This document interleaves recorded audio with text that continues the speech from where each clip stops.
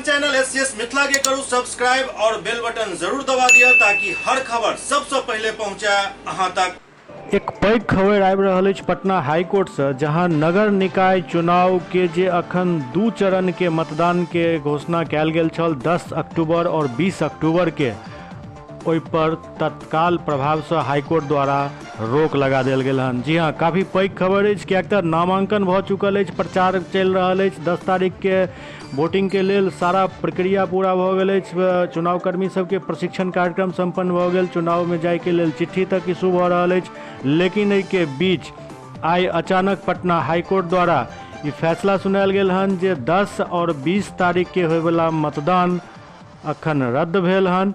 आब फेर से रीनोटिफिकेशन कयल जायत, ओहिके बाद नामांकन के फेर से प्रक्रिया अपनायल जायत और आरक्षण के जे व्यवस्था एहिमे कयल गेल छल राज्य सरकार द्वारा ओकरा अवैध घोषित कऽ देल गेल हन।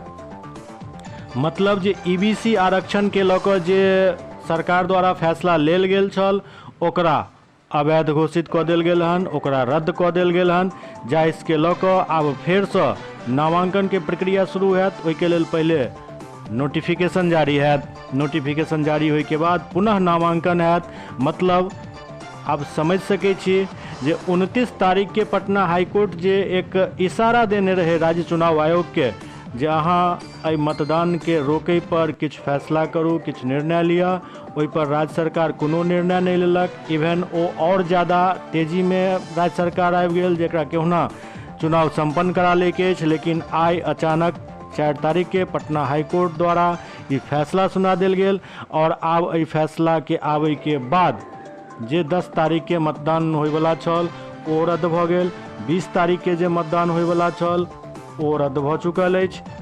पुनः नया सिरा से एकर नोटिफिकेशन कयल जायत, तकरा बाद फेर से नामांकन के प्रक्रिया शुरू हैत।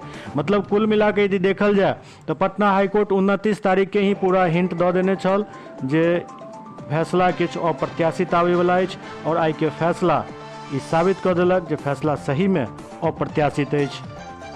अब देखे वाला बात ये अछि जे राज्य सरकार के आब एहि पर की प्रक्रिया रहैत अछि, किएक तऽ बहुत काम आगाँ बढ़ि गेल छल।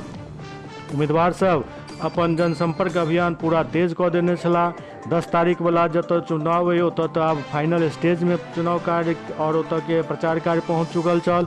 लेकिन अचानक चुनाव रुकला से कहीं न कहीं उम्मीदवार सब में मायूसी जरूर आबि गेल हन।